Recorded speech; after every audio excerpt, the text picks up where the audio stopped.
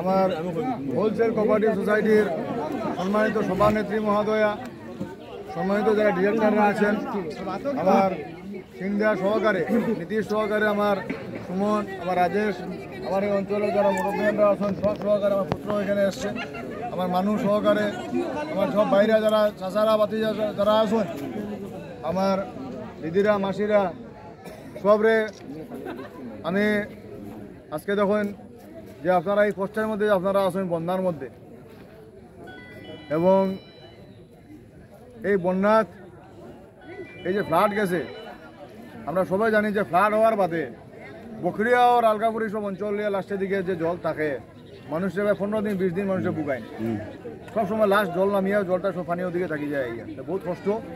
যত সামান্য আমরা পারছি ব্যবস্থা করছি, যারা ডিমান্ডা কইছে। এখন আপনারা হিন্দু মুসলমান সব সম্প্রদায় মিলিয়া, এখানে কোনো ভেদাভেদ নাই ভাই, সব এটা মিলিয়া এখানে যতটুকু ফারাক আছে আমরা গো খাদ্য আনছি। এখানে দেখুন এখানে গরুর বসিয়ে আছে, হ্যাঁ 5 কিলো করে বসিয়ে আছে।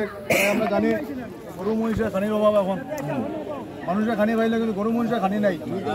আর লগে আমরা এখানে যে প্যাকেটটা দেয়, এই প্যাকেটে যখন আপনারা পরিবার প্রতি চাউল, ডাইল, লবণ, তেল, এরপরে আপনার মোমবাতি, জানি কারেন্ট নাই ব্যবস্থা, বাচ্চারা দুধও থোড়া আছে, ব্যবস্থা করা হয়েছে। আপনারা এটা গ্রহণ করবা।